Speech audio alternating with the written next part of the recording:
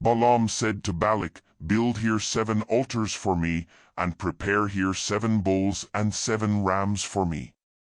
Balak did as Balaam had spoken, and Balak and Balaam offered on every altar a bull and a ram. Balaam said to Balak, "Stand by your burnt offering, and I will go. Perhaps the Lord will come to meet me. Whatever he shows me, I will tell you." He went to a bare height. God met Balaam and said to him, "I have prepared the 7 altars, and I have offered up a bull and a ram on every altar." The Lord put a word in Balaam's mouth and said, "Return to Balak, and thus you shall speak." He returned to him, and behold, he was standing by his burnt offering, he and all the princes of Moab. He took up his parable and said, "From Aram has Balak brought me, the king of Moab, from the mountains of the east. Come, curse Jacob for me. Come, defy Israel. How shall I curse whom God has not cursed? How shall I defy whom the Lord has not defied? For from the top of the rocks I see him. From the hills I see him. Behold, it is a people that dwells alone and shall not be listed among the nations. Who can count the dust of Jacob, or count the 4th part of Israel? Let me die the death of the righteous. Let my last end be like his."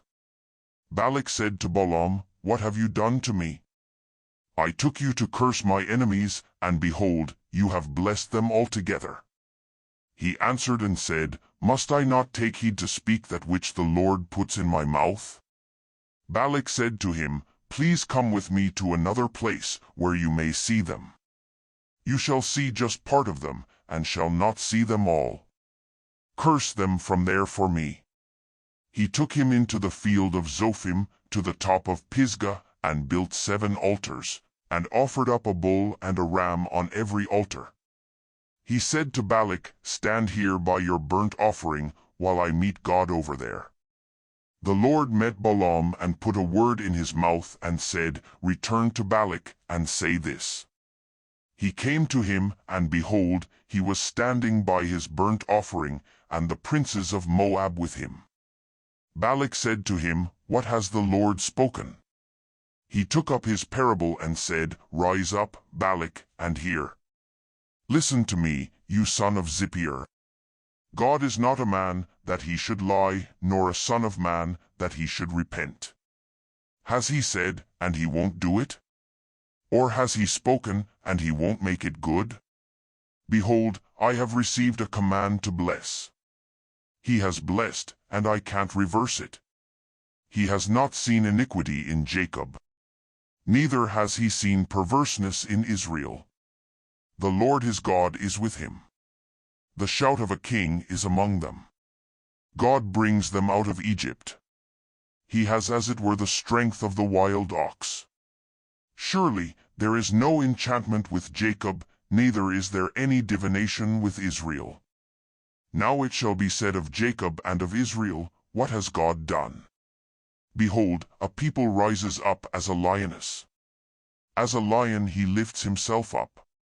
He shall not lie down until he eats of the prey and drinks the blood of the slain.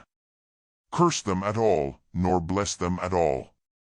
But Balaam answered Balak, Didn't I tell you, saying, All that the Lord speaks, that I must do? Balak said to Balaam, Come now, I will take you to another place, perhaps it will please God that you may curse them for me from there. Balak took Balaam to the top of Peor, that looks down on the desert.